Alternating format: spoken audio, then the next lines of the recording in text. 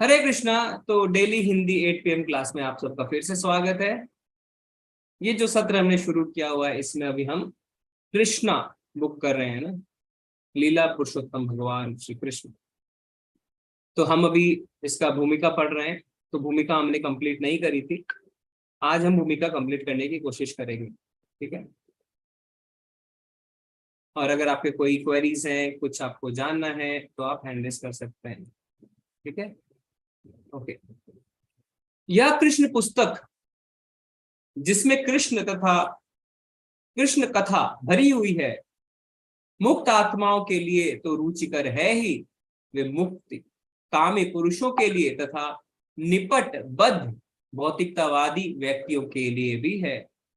तो इसमें प्रभुपाद जी कह रहे हैं कि ऐसा नहीं है कि कोई पर्टिकुलर व्यक्ति इस बुक को पढ़ सकता है, इस बुक को कोई भी पढ़ सकता है, मुक्त आत्माएं भी पढ़ सकती है ना। क्योंकि भगवान कहते हैं क्या कि भक्ति जो है, जो डिवोशनल सर्विस है, वो चाहे भले ही कोई भक्ति में बहुत आगे क्यों ना बढ़ गया, उसे भी कंटिन्यू करनी चाहिए। क्योंकि इससे क्या होता है, इससे और उसकी भक्ति बढ़ती है। और जो कनिष्ठ है वो तो करते ही हैं जिससे उनको भक्ति के मार्ग में आगे बढ़े, पर जो महान व्यक्ति हैं उनके आचरण से फिर नीचे के लोग सीखते भी हैं। तो इसके लिए हमने शायद डिस्कशन भी किया था, एक माता जी ने बताया था। कौन से अध्याय का कौन सा श्लोक है, एक माता जी ने बताया था कि जैसा जैसा महान लोग करते हैं वैसा वैसा फिर आम जनता भी करती है। तो ये भगवत गीता में भगवान ने बता रखा है। ये कौन सा श्लोक है, अगर आप बताना चाहते हैं। उस दिन माता जी ने बताया था कौन से श्लोक में लिखा है कि जैसा जैसा महान लोग करते हैं वैसा वैसा आम जनता भी करती है। या अगर आपको श्लोक नंबर याद नहीं है तो आप श्लोक भी बता सकते हैं, कौन सा श्लोक है। किसी को पता नहीं है? नहीं, 4.29 नहीं है। मैं हिंट दे सकता हूँ, 3rd चैप्टर में है, 3रे अध्याय में। हाँ जी, संपीता माता जी ने बिल्कुल सही बताया है। पर अभी हम सुनेंगे अगर किसी को वो श्लोक पढ़ना है तो। सुधा माता जी, हरे कृष्ण। हरे कृष्णा प्रभु जी। 3.21 वाला ना? हाँ माता जी, आप पढ़िए। यद यद्यदाचरित श्रेष्ठस्ततदेव तरो जनः स यत् प्रमाणम कुरुते लोकस्तन्नो अनुवर्तते। हाँ, तो महापुरुष जो जो आचरण करता है सामान्य व्यक्ति उसी का अनुसरण करते हैं। जी माता जी, बहुत बहुत धन्यवाद। पढ़ो पढ़ो माता जी, प्रभु जी पढ़ो इसका भावार्थ। पढ़िए माता जी। महापुरुष जो जो आचरण करता है सामान्य व्यक्ति उसी का अनुसरण करते हैं। वह अपने अनुसरणीय कार्यों से जो आदर्श प्रस्तुत करता है संपूर्ण विश्व उसका अनुसरण करता है। हरे कृष्णा प्रभु। हरे कृष्णा, धन्यवाद माता जी। तो महाराज परीक्षित के अनुसार जिन्होंने सुखदेव गोस्वामी से कृष्ण के विषय में सुना, कृष्ण कथा प्रत्येक व्यक्ति के लिए रुचिकर है, चाहे वह कैसा भी जीवन बिता रहा हो। तो कैसा भी जीवन बिता रहे सबके लिए वो रुचिकर हो जाती है। निश्चय ही प्रत्येक व्यक्ति इसकी भूरी भूरी प्रशंसा करेगा। लेकिन महाराज परीक्षित ने सचेत भी किया है, तो एक वार्निंग भी हमें मिल रही है कि जो लोग पशुओं की हत्या करने तथा आत्महत्या करने मात्र में लगे रहते हैं वे कृष्ण कथा के प्रति अधिक आकृष्ट नहीं होते। तो इसमें परीक्षित महाराज बता रहे हैं कि जो पशुओं की हत्या करते हैं, यानी जो नॉनवेज खाते हैं या खिलाते हैं, है ना, वो जो है वो कृष्ण कथा के प्रति आकृष्ट नहीं होंगे। क्योंकि ये जो एक आदत है नॉनवेज खाने की या पशु हत्या करने की, ये हमारे एक धर्म के स्तंभ को धराशायी कर देता है।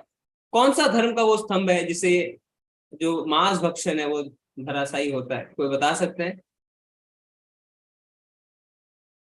ये पंकज प्रभु ने हैंड रेज किया है, ठीक है। चैट में काफी मिल गया है। हाँ, सीमा माता जी कह रहे हैं दया, हरजिंदर प्रभु भी हैं दया जी, सुदीप प्रभु भी जी। हरजिंदर प्रभु से मुझे बात करनी है, अलग से मैं करूंगा उनसे बात। पवन प्रभु भी कह रहे हैं दया, सब नहीं दया का है, बिल्कुल सही। तो जिसके हृदय में दया नहीं है ना, प्रभुपाद जी क्या कह रहे हैं, परीक्षित महाराज को कोट करते हुए कह रहे हैं कि वो जो है भगवान की कथा में अधिक आकृष्ट नहीं होते। दूसरे शब्दों में सामान्य पुरुष जो शास्त्रों के नैतिक सिद्धांतों का पालन करते हैं वे चाहे जिस किसी परिस्थिति में भी रहे निश्चित रूप से आकर्षित होंगे, लेकिन जो आत्महत्या में प्रवृत्त हैं वे नहीं होंगे। श्रीमद् भागवत में इसके लिए पशुम्र शब्द का प्रयोग किया हुआ है। जिसका अर्थ है पशुओं की हत्या अथवा अपनी स्वयं की हत्या। ऐसा कोई बता सकता है ऐसा क्यों लिखा है कि पशुओं की हत्या मतलब स्वयं की हत्या? क्यों लिखा प्रभुपाद जी ने ऐसा, या शास्त्र हमारे ऐसा क्यों कहते हैं कि पशु की हत्या यानी स्वयं की हत्या? कोई बताना चाहते हैं, हैंड रेज कर सकते हैं। सिंपल लॉजिक है, इसमें कोई बहुत बड़ी बात नहीं है। जी अखिला माता जी। हरे कृष्ण गुरु जी। जी मामसा, मामसा का मतलब है माम। Today you kill me, tomorrow you I will kill you. बहुत सुंदर, ऐसा है। वेरी गुड, बहुत ही अच्छा बताया माता जी ने कि today you kill me, in next life I will kill you. इस जन्म में तुम मुझे मार रहे हो, अगले जन्म में मैं तुम्हें मारूंगा, और ये नियम है। तो आप सोचिए, एक व्यक्ति जो इतने सारे पशुओं को एक ही जीवन में काट रहा है, कितने जन्म उसे लेने पड़ेंगे कि वो अगला पशु उसे काट सके, उसे काट सके, है ना? तो हमारे शास्त्र इस बात में बहुत क्लियर है, इसमें कोई भी किंतु परंतु नहीं है। इसीलिए क्या लिखा है, जिसका अर्थ है पशुओं की हत्या अथवा अपने स्वयं की हत्या। जो लोग स्वरूप सिद्ध नहीं है और आत्म साक्षात्कार में रुचि नहीं रखते, वे आत्महनन करते हैं, वे आत्महत्या कर रहे हैं। क्योंकि यह मनुष्य जीवन विशेषतः आत्म साक्षात्कार के निमित्त मिला है, अतएव जो अपने कार्यकलापों के इस महत्वपूर्ण अंग की उपेक्षा करते हैं वह पशुओं के समान मात्र अपने समय को गंवाते हैं। तो अगर मनुष्य जीवन मिला है, पर हम क्या कर रहे हैं, हम आहार निद्रा भय मैथुन में ही लगे हुए हैं, तो हमने सिर्फ अपना जीवन बेकार कर दिया है। हमें क्या करना है, वेदांत सूत्र का पहला वर्ष है, अथ तो ब्रह्म जिज्ञासा एंड देयरफॉर एब्सोल्यूट इंक्वायरी। हमें ब्रह्म जिज्ञासा करनी है ना, इसीलिए हमें अपना मनुष्य जीवन मिला है। अतएव वह पशुग्रह है। इस शब्द का दूसरा अर्थ उन लोगों का सूचक है जो वास्तव में पशु का वध करते हैं। इसका अर्थ उन व्यक्तियों से है जो पशु भक्षी या कुत्तों के भक्षक चांडाल तक हैं, क्योंकि वे अनेक प्रकार से पशुओं का वध करते रहते हैं, यथा शिकार द्वारा या कसाई घर खोलकर, है ना। अभी तो शिकारी खैर कम हो गए, अपने को पता नहीं चलता, पर पहले क्या होता था, शिकार करने पे निकल जाते थे, है ना? ऐसे लोगों की रुचि कभी भी कृष्ण कथा के प्रति नहीं हो सकती। राजा परीक्षित की विशेष रुचि कृष्ण कथा सुनने के प्रति थी, क्योंकि वे जानते थे कि उनके पूर्वज और विशेष रूप से उनके पितामह अर्जुन कृष्ण के ही कारण कुरुक्षेत्र के महायुद्ध में विजयी हुए थे।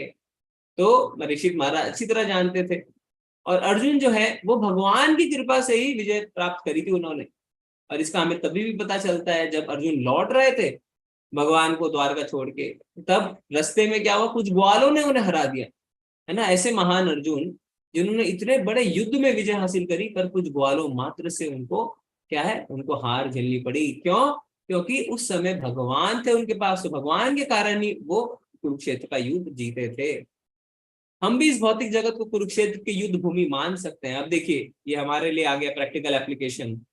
हम भी इस भौतिक जगत को कुरुक्षेत्र की युद्ध भूमि मान सकते हैं। तो जो हमारा मटेरियल वर्ल्ड है, प्रभुपाद जी कह रहे हैं, उसको हम क्या करेंगे, युद्ध भूमि मान सकते हैं। प्रत्येक व्यक्ति इस युद्ध भूमि पर अपने अस्तित्व के लिए कठोर संघर्ष कर रहा है, और प्रत्येक पग पर खतरा बना हुआ है। तो क्या होता है युद्ध में, एक तो संघर्ष और एक खतरा। तो ये जो हमारा जीवन है, इसमें दोनों चीज कह रहे हैं प्रभुपाद जी कि बहुत कष्ट है, बहुत संघर्ष है, और पग पग पर खतरा भी है। तो ये जो संघर्ष की बात प्रभुपाद जी कह रहे हैं, ये भगवान ने भी हमें भगवत गीता में कहा है किसी श्लोक में कि मनुष्य घोर संघर्ष कर रहा है। कोई बता सकता है कौन सा श्लोक है वो, जिसमें भगवान कहते हैं कि मनुष्य घोर संघर्ष कर रहा है, भगवान चिंता जाहिर करते हैं हमारे लिए। किसी को याद है वो श्लोक? नहीं याद है तो मैं हिंट दे सकता हूं कौन से अध्याय का है। 15th चैप्टर में भगवान ने कहा है, 15वें अध्याय में भगवान कहते हैं, है ना, भगवान चिंता जाहिर करते हैं कि ये मनुष्य तू कितना संघर्ष कर रहा है। किसी को नहीं पता है? 15वें अध्याय का 7वां श्लोक, 7th, भगवान क्या कहते हैं, ममेवांशो जीवलोके जीव भूता सनातना मनसष्ठानि इंद्रियाणि प्रकृति स्थानी कर्षति। इस जगत में सारे जीव मेरे शाश्वत अंश हैं, बद्ध जीवन के कारण वे 6 इंद्रियों से घोर संघर्ष कर रहे हैं, जिसमें मन भी शामिल है। तो भगवान क्या कहते हैं, मनःष्ठानि इंद्रियाणि प्रकृति स्थानी कर्षति। तो घोर संघर्ष में लगे हुए हैं, भगवान अपनी चिंता जाहिर करते हैं।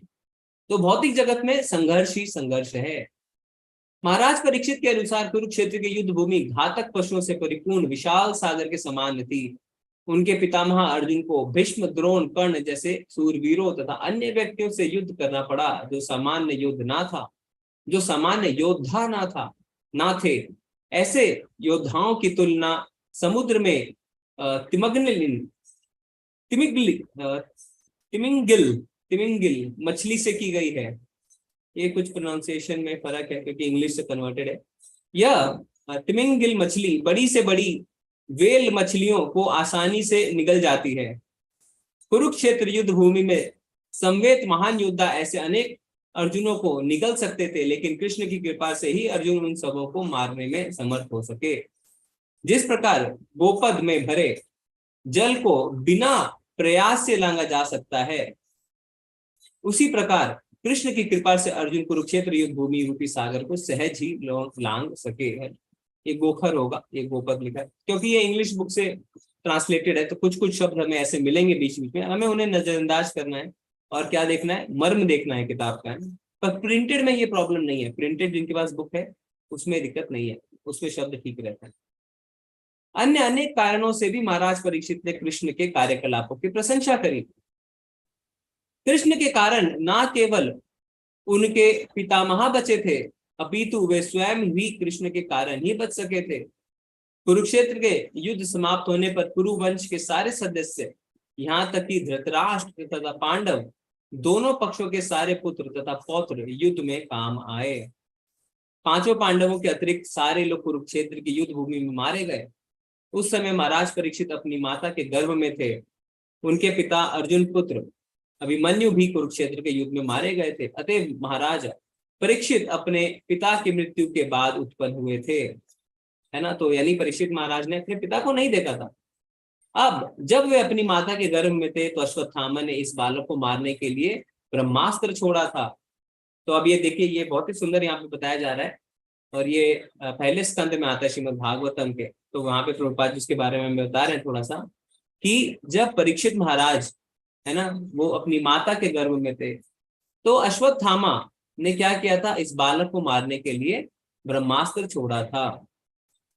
जब महाराज परीक्षित की माता उत्तरा कृष्ण के पास पहुंची तो कृष्ण ने गर्भपात के भय से परमात्मा रूप में गर्भ में प्रवेश करके महाराज परीक्षित को बचाया था। तो जब भगवान द्वारका के लिए निकलते रहते हैं तब महारानी उत्तरा जो है वो जाती है उनके पास और कहती है, हे कृष्ण आप मेरी रक्षा करें, क्योंकि अश्वत्थामा ने क्या किया है, अश्वत्थामा ने ब्रह्मास्त्र छोड़ा है जिससे कि मेरा गर्भपात हो सके। तो भगवान क्या करते हैं, भगवान गर्भ में प्रवेश करके उस गर्भ की रक्षा करते हैं, है ना।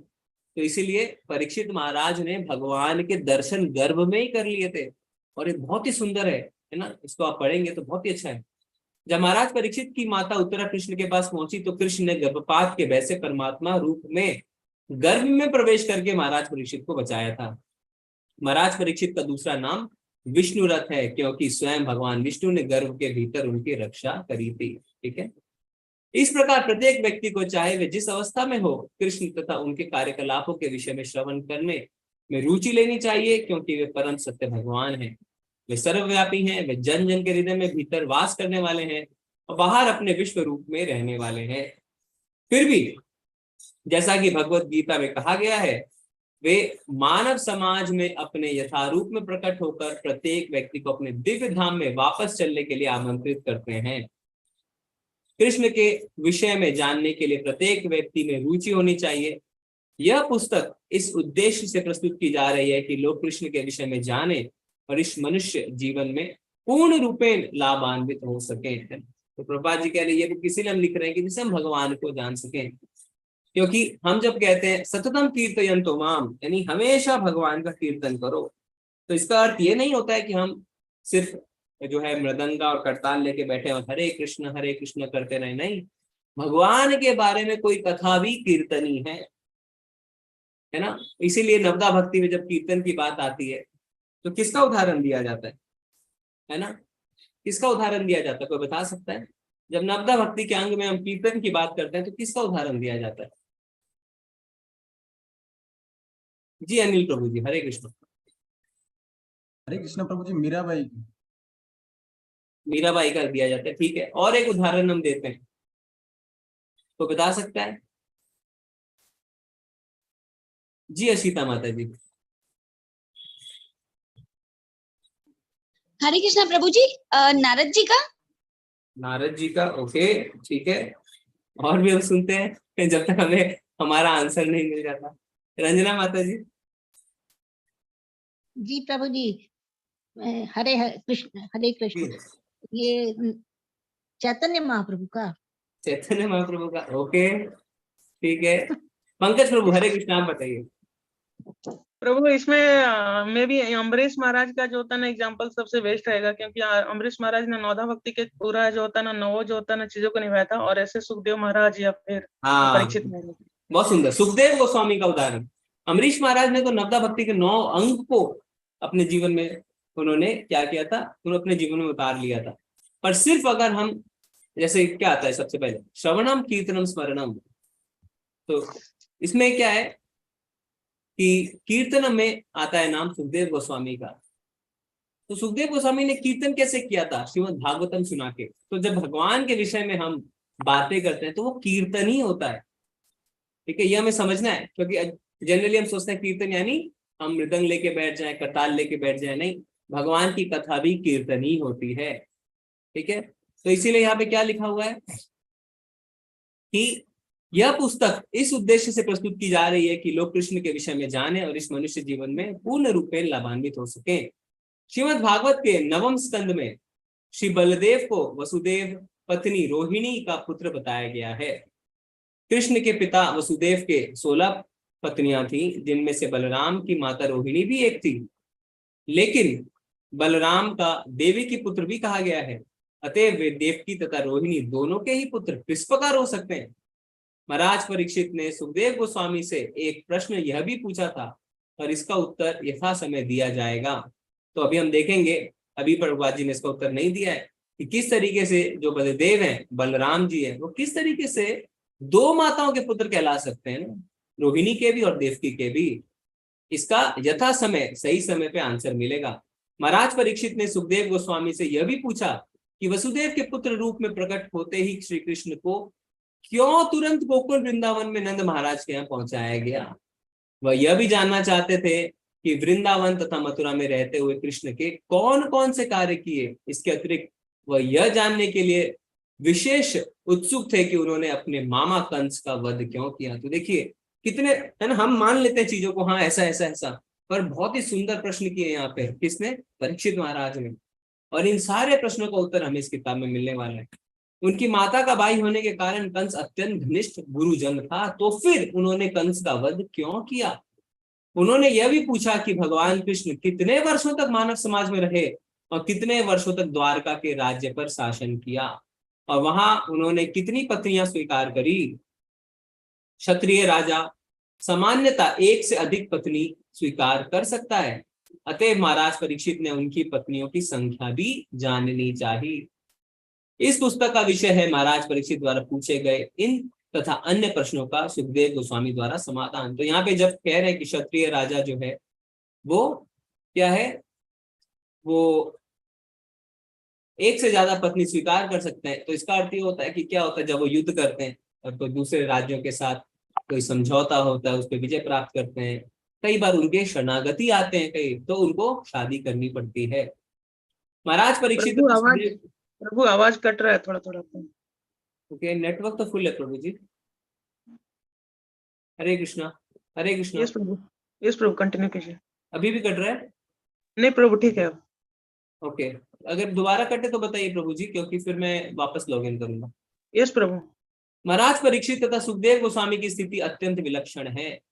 महाराज परीक्षित कृष्ण की दिव्य लीलाओं को श्रवण करने के लिए उपयुक्त पात्र यानी श्रोता है, और सुखदेव गोस्वामी उनका वर्णन करने के लिए उपयुक्त पात्र वक्ता है। तो देखिए, मतलब कहते हैं ना डेडली कॉम्बिनेशन, सबसे उपयुक्त श्रोता और सबसे उपयुक्त वक्ता। सुखदेव गोस्वामी से अच्छा कोई वक्ता नहीं हो सकता है और महाराज परीक्षित से अच्छा कोई श्रोता नहीं हो सकता है। यदि ऐसा मणिकांचन संयोग प्राप्त हो जाए, मणिकांचन संयोग है ना, जैसे हम कहते हैं सोना और डायमंड, तो कृष्ण कथा तुरंत प्रकाशित हो जाती है और लोग ऐसे संवाद से अधिकाधिक लाभ उठा सकते हैं। यह कथा सुखदेव गोस्वामी द्वारा महाराज परीक्षित को उस समय सुनाई गई जब वे गंगा नदी के तट पर उपवास करते हुए शरीर त्यागने जा रहे थे। तो महाराज परीक्षित शरीर त्यागने क्यों जा रहे थे? इसके पीछे क्या कहानी है, क्या कथा है, किसी को पता है? महाराज परीक्षित क्यों शरीर त्यागने जा रहे थे? जी पंकज प्रभु, पंकज प्रभु जी बोलिए। हरे कृष्णा प्रभु। वो प्रभु उनको जो था ना, जो सांप मिला था, ठीक है, श्रृंगी मतलब मुनि, श्रृंगी मुनि थे ना शायद, तो उन्हीं का जो था ना, तो उनके द्वारा श्राप मिला था कि मतलब जो मेरे पिता के गले में जो था ना मरा हुआ सांप डाला है, वो उसे परीक्षित ना आज से 7 दिनों बाद जो था ना डस लेगा, ठीक है। तो इसके बाद जब वो परीक्षित महाराज को जब वो पता चला तो वो थोड़े मतलब विचलित हुए, लेकिन फिर भी जो होता है ना वो सोचे कि अब जो होता है ना मेरे पास 7 दिन का समय है, तो वो चाहते तो जाकर के वहां श्रृंगी मुनि से जो होता ना ये ले सकते थे कि मतलब जो होता ना हमें बचा लीजिए या कुछ भी है, लेकिन फिर भी परीक्षित महाराज ने ये सोचा कि नहीं, अच्छा है कि हमें जो होता है ना थोड़ा सा बुद्धि आएगा। तो उसके बाद वो जो होता है ना अलग अलग मुनियों के पास गए, तो वहां पे जो होता है ना सुखदेव गोस्वामी को जो होता है ना बताया गया। तब वो सुखदेव गोस्वामी के पास गए, सुखदेव गोस्वामी जी से उन्होंने सारा वृतांत सुनाया। तो उसके बाद सुखदेव गोस्वामी ने उन्हें कहा कि ठीक है, मैं आपका जो होता है ना ये समझ करके आपको भागवतम की कथा सुनाता हूँ। उसके बाद जब वो भागवतम कथा सुनते गए 7 दिन 7 रात लगातार, उसके बाद जो होता है ना उन्होंने अपने मृत्यु से पहले ही अपने शरीर को त्याग दिया था प्रभु। जी जी जी जी जी जी, बहुत ही सुंदर प्रभु। प्रभु जी ने पूरे विस्तार से हमें बता दिया है। यह कथा सुखदेव गोस्वामी द्वारा महाराज परीक्षित कि उस समय सुनाई गई जब वे गंगा नदी के तट पर उपवास करते हुए शरीर त्यागने जा रहे थे। सुखदेव गोस्वामी को आश्वस्त करने के लिए कि कृष्ण कथा सुनने से वे कभी थकेंगे नहीं, महाराज परीक्षित ने स्पष्ट कहा, भले ही सामान्य पुरुषों को या मुझको भूख प्यास कष्ट दे सकती है, लेकिन कृष्ण की कथाएं इतनी सरस हैं कि कोई भी व्यक्ति थकान का अनुभव किए बिना ही उन्हें सुनता रह सकता है, क्योंकि इनके सुनने से मनुष्य दिव्य पद को प्राप्त होता है। तो महाराज परीक्षित ने सुखदेव गोस्वामी जी को क्या किया? उन्हें बोला कि आप निश्चिंत रहिए, मैं कृष्ण कथा सुनूंगा और भूख प्यास भी मुझे क्या है प्रॉब्लम नहीं देगी। पर हम क्या देखते हैं, हम बैठते हैं 8 बजे की भागवतम क्लास में और हमें झपकियां आने लग जाती है ना, हमें नींद आने लगती है। फिर हम क्या होते हैं, हाँ मैंने सवेरे मंगल आरती अटेंड करी थी ना, इसीलिए मुझे नींद आ रही। तो हमारी कोई रुचि है ही नहीं श्रवणम में। अब देखें तो हमारी क्या रुचि है, हमारी कोई भी रुचि नहीं है, हम तुरंत सोने लगते हैं। यहाँ पे महाराज परीक्षित हैं जो कहते हैं कि खाना पीना तो छोड़िए, उन्होंने 7 दिनों तक मल मूत्र का भी त्याग नहीं किया, सिर्फ सुनते रहे, प्रश्न पूछते रहे, सुनते रहे, प्रश्न पूछते रहे। तो ऐसा श्रोता हमें होना चाहिए। ऐसा प्रतीत होता है कि जो कृष्ण कथा को महाराज परीक्षित के ही समान गंभीरता पूर्वक सुनता है वह अत्यंत भाग्यशाली होता है। तो हमें गंभीर बनना है ना, ऐसा नहीं है कि बस सुन लिया, 2-4 फैक्ट्स नोट कर लिए, किसी क्लास में जाके प्रश्न कर लिए, नहीं। कई लोग क्या करते हैं, अच्छा ये बताए लिख लो, मैं दूसरे टीचर से पूछूंगा यही प्रश्न, तो उनको लगेगा मैं इंटेलिजेंट हूँ, अच्छा प्रश्न पूछा है मैंने। हमें इस ऑब्जेक्टिव से कार्य नहीं करना, हमें गंभीर श्रोता बनना है। और हो सके तो जो भी चीज हम पढ़ रहे हैं, जो भी चीज हम सीख रहे हैं, जो भी हम सुन रहे हैं, उसे अपने जीवन में उतारना है, नहीं तो कोई लाभ नहीं है ना। हम हो सकता है अच्छे स्पीकर बन जाए, पर अगर हम अपने जीवन में उसे नहीं उतार पाएंगे तो हम अच्छे भक्त कभी नहीं बन पाएंगे। वे इस कथा को सुनने के लिए विशेष तौर पर कृत संकल्प थे, क्योंकि वे किसी भी क्षण मृत्यु को प्राप्त हो सकते थे। हम में से प्रत्येक को मृत्यु के किसी भी क्षण आने के से अवगत होना चाहिए। परीक्षित महाराज को कम से कम ये तो पता था कि 7 दिनों बाद उनकी मृत्यु आएगी, पर हमें कुछ भी नहीं पता है, हो सकता है 7 क्षणों बाद ही हम मर जाएं। तो हमें वो भी एडवांटेज नहीं है कि हमें ये नहीं पता हमारी मृत्यु कब आएगी। इस जीवन का कोई भरोसा नहीं है, क्योंकि किसी भी क्षण मनुष्य की मृत्यु हो सकती है, भले ही वह युवक हो या वृद्ध हो। अतएव मरने के पहले हमें पूरी तरह से कृष्ण भावना भावित होना चाहिए।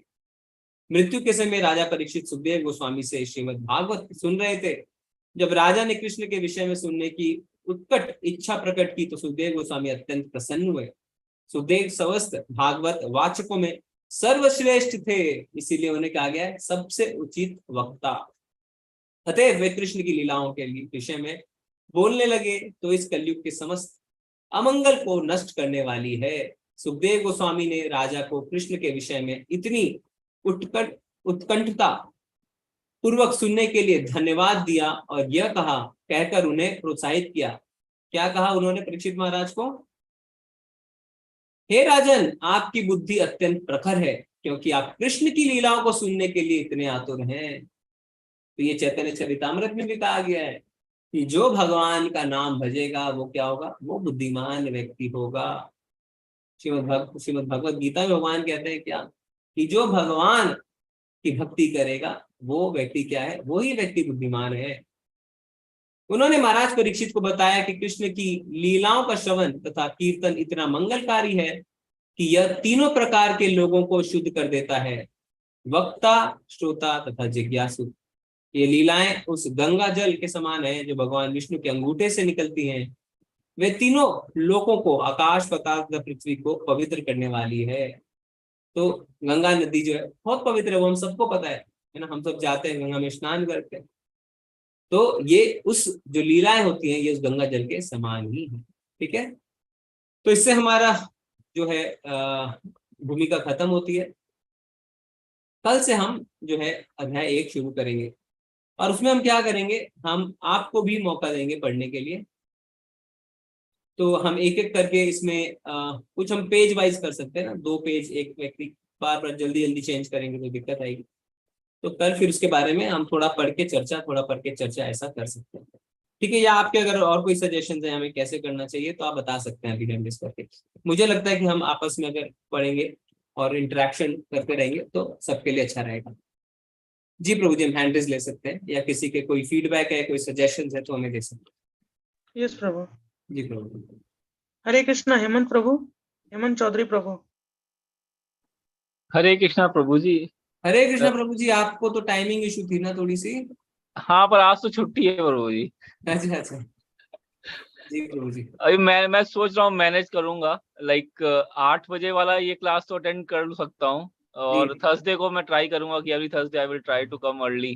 तो देखता हूँ, मैं ट्राई करूंगा। अगर नहीं हो पाया तो फिर जैसा आपने बताया था कि दूसरा बैच स्टार्ट होगा संडे में, वो मैं ट्राई करूंगा फिर। जी जी जी जी। प्रभु जी, एक मतलब कि ये अपने जो मतलब कि हम मेरे जीवन में ये एक इशू है अभी कि अभी जैसे मैंने तो नॉनवेज खाना छोड़ दिया, मेरी मदर भी नहीं खाती थी पहले से ही, मेरी वाइफ अभी भी खाती है, मेरा बड़ा बच्चा वो भी खाता है। अब इशू ये है कि वो घर पे रहती है, हाउस वाइफ है मेरी वाइफ, तो पैसे तो मैं ही देता हूँ, अब जो भी कुछ आता है तो उसका पाप क्या मुझे लगेगा?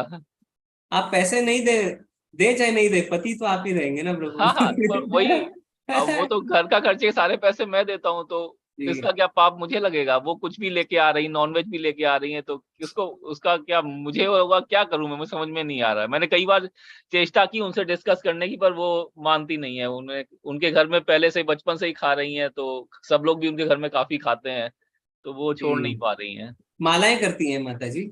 नहीं नहीं नहीं, कुछ भी नहीं करती हैं। मालाएं कर सकती हैं? मैंने कहा पर उन्हें इंटरेस्ट नहीं है एक्चुअली। उनका कहना है कि मेरा पूरा काम घर में ही चला जाता है, इतना काम करना पड़ा, 2 बच्चे हैं, उनको तैयार करना, स्कूल भेजना, और फिर खाना बनाना, फिर रात का खाना बनाना, तो उसमें इतना टाइम चला जाता है, तो वो मुश्किल है। जी जी जी जी जी जी जी। देखिए, कोशिश करिए प्रभु जी। क्या है कि जैसा हमने पहले उदाहरण दिया था ना, कोई चीज मना करना, ये मत करो, ये मत करो, ये मत करो, लोग नहीं मानते हैं, नहीं सुनते हैं। जी जी। पर जब आप उन्हें हायर टेस्ट की चीजें दे देते हैं तब वो लोअर टेस्ट को त्यागते हैं, ऐसे नहीं त्यागते हैं। आप कितना ही मना करिए वो नहीं मानेंगे, नहीं सुनते हैं।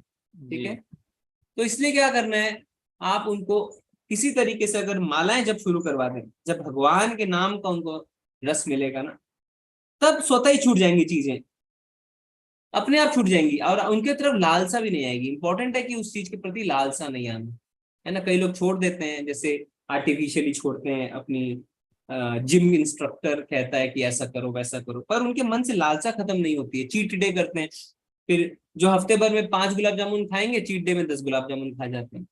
तो क्या लाभ है ऐसा करके? क्योंकि उनके मन से लालसा खत्म नहीं हुई। तो उनको समय की अगर इशू है तो उनको बोलिए कि सवेरे 15 मिनट जल्दी उठे, 15 मिनट में 2 मालाएं हो सकती हैं। तो इसको करने से आप थोड़ी उम्मीदें लगा सकते हैं कि चीजें बदल सकती हैं। जी जी, ठीक है मैं प्रभु। ट्राई करता और हूँ उनको, इसको। हाँ माता जी के उनको थोड़ा प्रसादम वगैरह भी ना, आप भोग लगाते हैं घर, भोग नहीं लगाते होंगे ना भोग कभी? लगाते हैं प्रभु जी, प्रसाद खाती हैं वो। जैसे कल मैं मंदिर भी गया था। जी कल गौरा पूर्णिमा थी यहाँ लखनऊ इस्कॉन में, काफी अच्छा एक अभिषेक किया गया, तो उसमें मैं गया था, तो उनके लिए प्रसाद भी लेके आया। प्रसाद खाती हैं, बट वो चीज नहीं छोड़ पा रही हैं, और पूजा भी ज्यादा नहीं करती है, मैं ही करता हूँ घर में। ठीक है, कोई बात नहीं। आप लगे रहिए प्रभु जी, तो भगवान जरूर साथ देते हैं, ऐसी बात नहीं है। तो इसमें क्या हुआ था, मुझे एक प्रसंग याद आ गया। तो आपकी जैसी कुछ अवस्था थी प्रभुपाद जी की भी। प्रभुपाद जी लगे हुए थे, भागवतम पे कमेंट्री लिख रहे थे, काफी कमेंट्री उन्होंने लिख दी। तो जिस समय प्रभुपाद जी थे यहाँ पे, तो अभी जैसे कई शहरों में होता है ना, बर्तन आते हैं घर में देने के लिए, पुराने कपड़े लेके जाते हैं। जी तो उस समय में चाय पत्ती मिलती थी, और पुराने घर के सामान को देख के तो प्रभुपाद जी की पत्नी ने उनकी भागवतम की कमेंट्री दे दी और चाय पत्ती खरीद ली। ठीक है, और प्रभुपाद जी वैष्णव, वो चाय वाय कुछ नहीं पीते थे, पर पत्नी नहीं सुनती थी। तो उन्हें इतना क्रोध आया, तो उन्होंने एक ही चीज पूछा पत्नी से, टी और मी, और पत्नी ने कह दिया टी, बस। फिर उसके बाद प्रभु जी क्या हुआ, प्रभुपाद जी ने घर छोड़ दिया, और फिर रेस्ट इज हिस्ट्री। तो हम ये नहीं चाह रहे कि आपके जीवन में ऐसा भी ना पाए कि आप कहें टी और मी, पर मेरा कहने का अर्थ यह है कि संघर्ष जीवन में रहता है, कोशिश हमें करती रहनी चाहिए। ठीक है प्रभु जी। जी प्रभु जी। जी प्रभु हरे जी कृष्ण। एक और चीज, हरे कृष्णा प्रभु जी, एक और प्रश्न था मेरा। ये प्रश्न मैं गीता पढ़ रहा था तो मेरे दिमाग में आया, पहले क्यों नहीं आया मुझे समझ में नहीं आया। आपने बोला 4 महापाप होते हैं, एक जुआ खेलना भी है, पर पांडवों ने भी जुआ खेला था और भगवान ने उनका साथ भी दिया, जी तो जी ऐसा जी, क्यों हुआ? उन्होंने जुआ खेला नहीं था, उन्हें जबरदस्ती उस खेल में बिठाया गया था, जी है ना। वो नहीं खेलना चाहते थे, पर क्षत्रियो को जब ललकारा जाता है तो क्षत्रियो का धर्म बनता है खेलने। तो उनकी इच्छा नहीं थी, उनको तो धोखे से बिठाया गया था, और उन्होंने सब कुछ हार ही गए ना। जी अगर आप जी, उस दृष्टि से देखें तो जुए के खेल में उनको क्या मिला, कुछ भी नहीं मिला। कुछ नहीं। पर ऐसा नहीं है कि वो अपने कुछ जीतने के लिए खेल रहे थे, उनको तो जबरदस्ती बिठाया गया था, परिस्थितियां ऐसी बना दी गई थी कि उनको। अभी क्या है, अभी तो लोग जाते हैं एंजॉय करने के लिए ना, कसिनोज में क्या होता है, मुफ्त की दारू मिलती है, मुफ्त की सिगरेट मिलती है, फिर उसके बाद आप खेलते रहते हैं, है ना, फिर आप सब कुछ हार जाते हैं, फिर आप और खेलते हैं। तो वहां पे कलयुग एकदम हावी रहता है आपको, तो वो चीज के लिए मना किया गया। जी प्रभु जी, हरे हरे कृष्णा प्रभु। कृष्ण हरे कृष्ण। हरे कृष्णा। रंजना माता, रंजना माता जी। हरे कृष्णा प्रभु जी।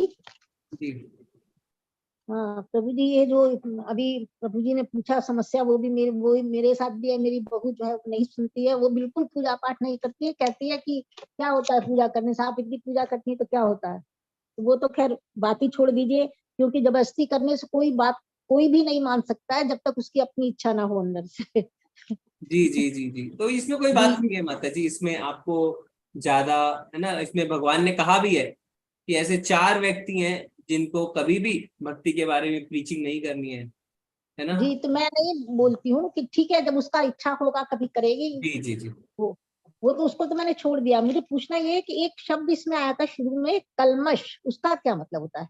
कलमश। कल्मश मतलब गंदगी, और मतलब एक आता मुतात्मा, एक कई बार आ चुका है। मुक्त आत्मा है वो, मुक्त आत्मा नहीं है, मुक्त आत्मा।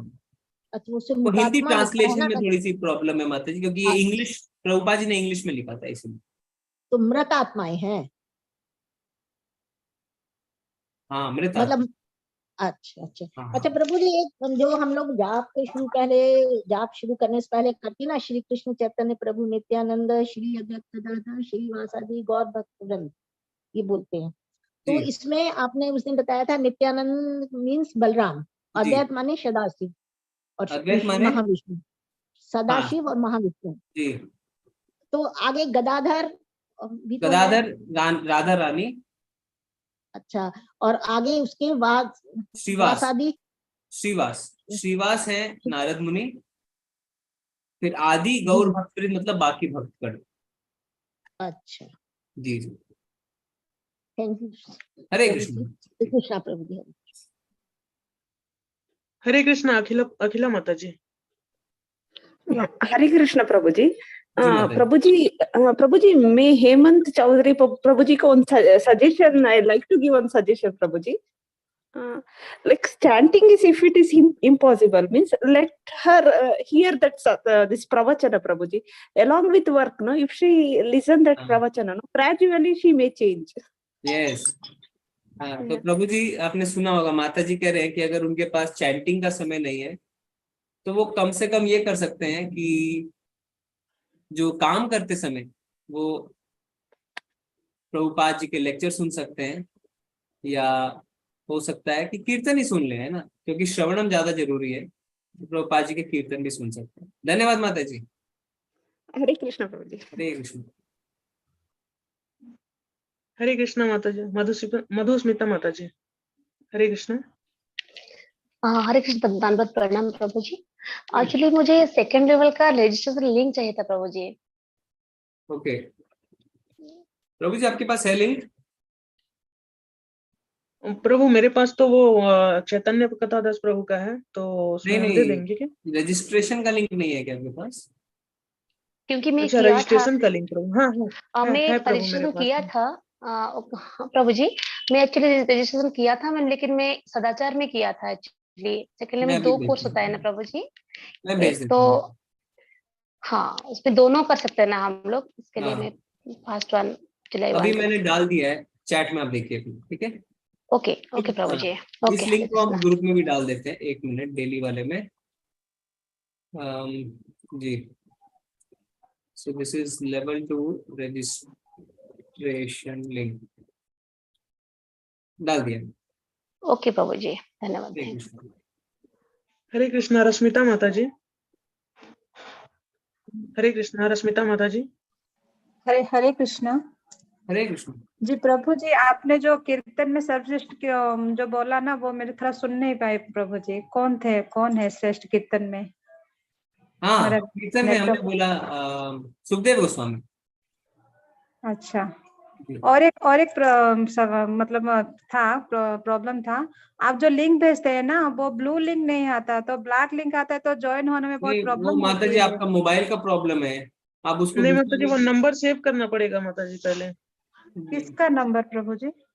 जैसे ग्रुप से आप ज्वाइन करेंगे तो तुरंत ज्वाइन होगा, अगर कोई आपको सेपरेट लिंक भेजते हैं तब उसमें आपको नंबर सेव नहीं करना नहीं, मैं पड़ेगा। तो इसी ग्रुप में हूँ प्रभु जी, डेली 8 PM ग्रुप में ही हूँ। मतलब ब्लैक में लिंक आता है हमेशा, तो प्रॉब्लम पता होता नहीं है। माता जी को।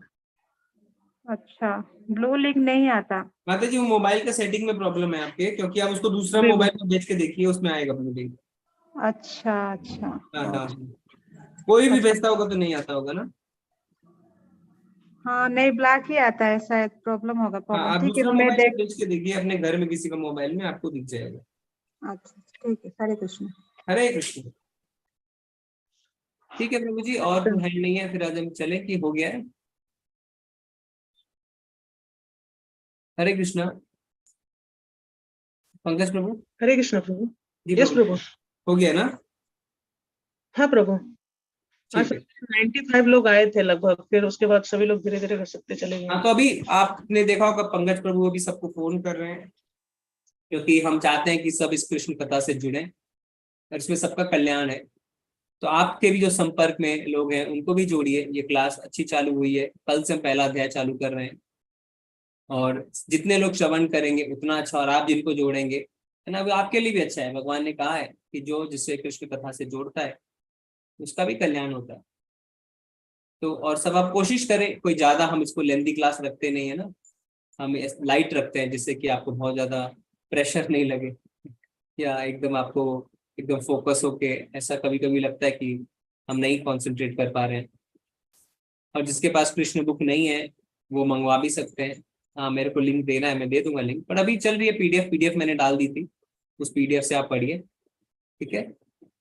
और कोशिश करिए, और अगर फोन आते हैं करते हैं तो ये प्रभु जी कर रहे हैं ना, तो आपको वो करने की आवश्यकता नहीं है। तो प्रभु जी सबको फोन मिलाते रहेंगे और आप आते रहिए, ठीक है।